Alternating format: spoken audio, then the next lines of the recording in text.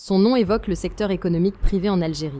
Il est l'incarnation de la réussite et inspire de nombreux jeunes, non seulement en Algérie, mais également à travers toute l'Afrique. Il a connu une ascension fulgurante en quelques années. Entrepreneur autodidacte, il a lancé de nombreuses entreprises et projets créateurs d'emplois. Il contribue grandement à la diversification de l'économie algérienne et investit dans des créneaux novateurs. Grâce à lui, l'Algérie est devenue autosuffisante dans certains produits alimentaires jadis importés en devises. Il s'agit d'Issa Drebrab, dont le nom suffit pour parler d'intelligence économique. Connaissez-vous cet homme d'affaires? Originaire d'une famille modeste des hauteurs de la Kabylie, Issa Drebrab a tracé un parcours admirable digne d'un conte de fées. Parti d'un simple cabinet d'expertise comptable, il est devenu une figure emblématique de l'industrie algérienne, reconnue à l'échelle internationale. Son succès repose sur une devise désormais célèbre, qui illustre parfaitement sa philosophie entrepreneuriale. Voir grand, commencer petit et aller vite. Après avoir suivi des études à l'école normale d'enseignement professionnel, il enseigne la comptabilité et le droit commercial dans un collège pour jeunes filles à Constantine. Par la suite, il a occupé le poste de chef comptable et directeur financier des Tanneries algériennes, une entreprise publique située à Rouiba dans la banlieue d'Alger. Mais il abandonne rapidement ce créneau. En 1968, il quitte la fonction publique et se lance comme indépendant en créant son propre cabinet d'expertise comptable. Son premier chiffre d'affaires était de 1200 dinars algériens par mois, moins que son salaire aux tanneries algériennes qui était de 1900 dinars. Puis se lance dès 1971 dans l'entrepreneuriat, en créant des sociétés dans la métallurgie et la sidérurgie. C'est ainsi qu'il lance en 1974 Profilor, qu'il considère comme la mère de toutes ces entreprises. Grâce à Profilor, Issa Drebrab fond en 1985 Enalux, une entreprise spécialisée dans la fabrication d'échelles et d'échafaudages en aluminium qu'il cède par la suite à son frère. Profilor permet également le lancement en 1986 de Metallor, devenue la deuxième société du groupe. Cependant, c'est Metal Sider, une usine de métallurgie fondée en 1988 à l'Arbaa Beni Moussa, dans la wilaya de Blida, qui est devenue l'une des plus grandes réussites d'Issa Drebrab. Grâce à ses activités prospères, l'usine s'est rapidement imposée comme le premier employeur privé de l'époque, avec 1000 emplois directs. C'est grâce à cette entreprise qu'Issa Drebrab bâtit sa fortune au cours des années 1990, devenant ainsi l'un des hommes les plus riches d'Afrique. En 1995, cet ancien expert comptable s'affirme comme un acteur majeur de l'industrie métallurgique, un secteur alors largement dominé par les entreprises publiques sous le contrôle de l'État.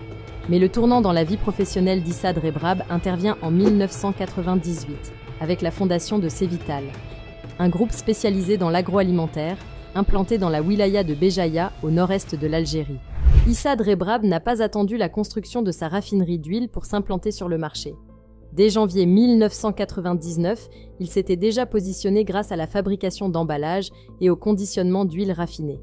Avec une approche méthodique, il a commencé par importer de l'huile raffinée en vrac qu'il conditionnait à Béjaïa. La qualité supérieure des emballages qu'il produisait, combinée à celle de l'huile importée, lui a rapidement permis de se faire un nom dans le segment haut de gamme. Les consommateurs pensaient même que son produit était directement importé, déjà conditionné. En dépit de nombreux obstacles administratifs, les 2 premières lignes de la raffinerie d'huile de Cevital à Béjaïa étaient opérationnelles dès août 1999. La capacité de l'usine de Cevital était déjà rapidement portée à 800 tonnes par jour pour atteindre par la suite 1800 tonnes, soit 140% des besoins du marché national, devenant ainsi la plus grande raffinerie d'Afrique et d'Europe sur le même site. Aujourd'hui, l'huile de table de Cevital est devenue un produit familier pour tous les Algériens. En plus de son produit principal qui est l'huile de table, l'usine de Cevital est aussi une entreprise de produits gras de consommation courante. Elle fabrique également différents types de margarine ainsi que les graisses végétales qui servent au marché des pâtisseries et autres produits alimentaires utilisant des matières grasses. Après le succès de sa raffinerie d'huile, Issa Drebrab se tourne vers le raffinage d'un autre produit de large consommation. Il s'agit du sucre dont Cevital deviendra un des acteurs majeurs du marché en termes de production et d'exportation. Avec une capacité de production de plus de 2 millions de tonnes par an, Cevital dispose de la plus grande raffinerie de sucre au monde sur le même site. Elle couvre largement les besoins du marché local, tout en faisant passer l'Algérie du stade importateur à celui d'exportateur.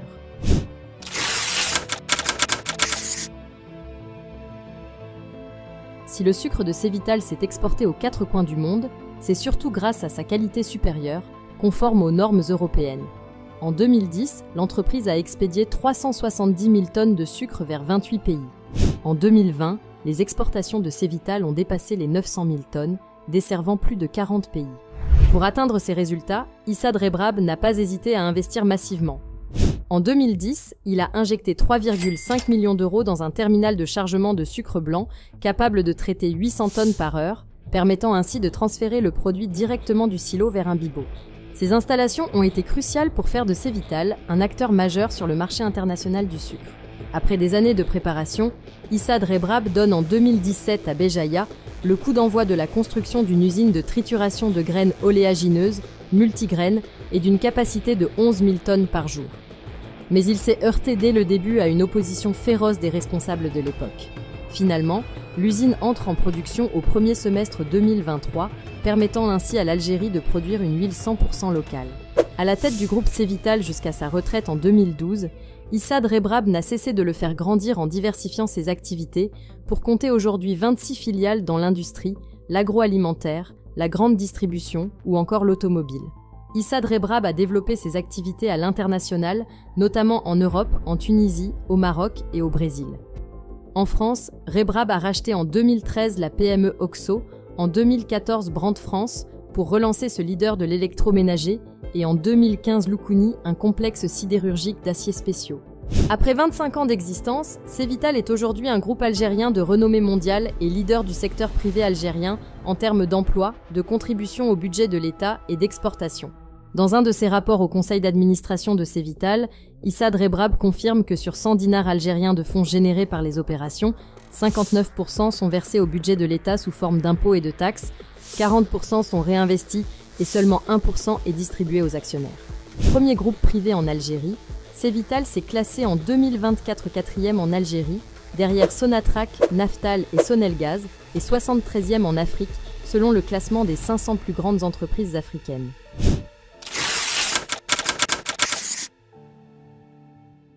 À l'image de son groupe, Issa Drebrab a également connu une progression fulgurante sur le plan richesse.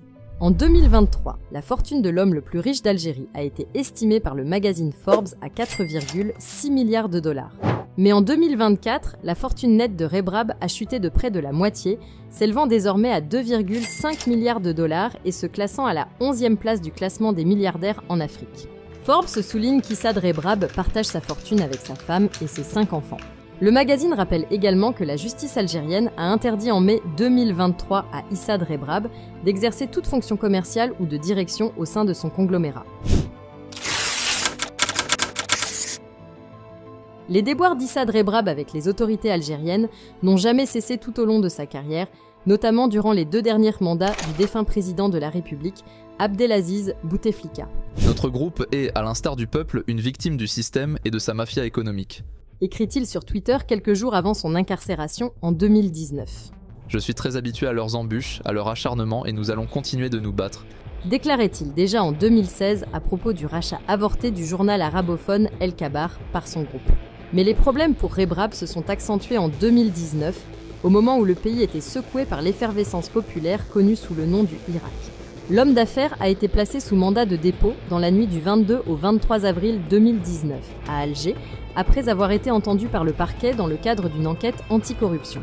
Selon la télévision d'État algérienne, Issa Drebrab, alors âgé de 74 ans, est soupçonné de fausses déclarations concernant le mouvement de capitaux depuis et vers l'étranger, surfacturation, importation de matériel usagé en dépit de l'octroi d'avantages bancaires, fiscaux et douaniers. Jugé le 31 décembre 2019 par le tribunal de Sidi Mamed à Alger, Issa Drebrab a été condamné à 18 mois de prison, dont 6 mois ferme. Ayant déjà passé 8 mois en détention provisoire, il a été libéré dans la matinée du mercredi 1er janvier 2020. Issa Drebrab a également été condamné à une amende de près de 10,3 millions d'euros. Le tribunal a également condamné l'entreprise Efcon, une filiale du groupe Cévital, à une amende de 20,7 millions d'euros. C'est dans la foulée de cette affaire qu'Issa Drebrab décide de fermer en avril 2022 le journal Liberté, qu'il avait acquis au début des années 1990, et d'annoncer quelques mois plus tard sa retraite à la tête de son groupe Cévital. Dans un communiqué publié le 22 juin 2022, Issa Rebrab a annoncé qu'il prendra sa retraite à partir du 30 juin et passera le flambeau à son fils Malik Rebrab, qui deviendra le nouveau PDG du groupe Cevital. Après plus de 50 années passées au cœur de la vie économique de notre pays et fort du constat de ce qu'est devenu le groupe Cevital, je peux affirmer que j'ai vécu cette période avec beaucoup de plaisir et de fierté. Aujourd'hui, au terme d'un processus de transition entamé à la fin de l'année 2020, j'ai décidé de quitter l'ensemble de mes fonctions et mandats à la tête du groupe Cevital. Attaché aux valeurs familiales très chères aux Kabyles montagnards, Issa Rebrab a décidé d'impliquer ses 5 enfants au sein du management de Cevital. En 2009, le groupe familial a élargi sa gouvernance en décidant d'ouvrir son conseil d'administration à des membres indépendants. Une décision motivée par la volonté de soutenir la croissance de l'entreprise et d'assurer sa pérennité, à l'image des grandes entreprises internationales. Si la vidéo d'aujourd'hui vous a plu, le lien de l'article complet est dans la description. Et n'oubliez pas de vous abonner.